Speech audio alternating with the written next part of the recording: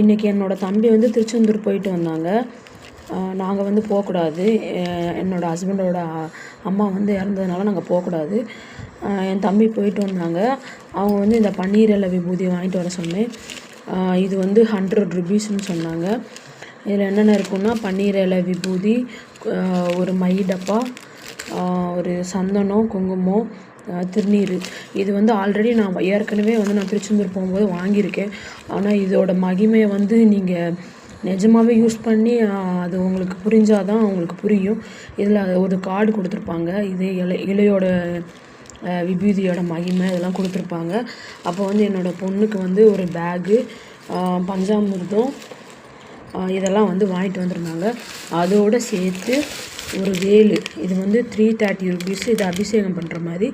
உங்களுக்கு வந்து முருகனை பிடிக்கும்னா லைக் பண்ணி சொல்லுங்கள் கமெண்ட்ஸில்.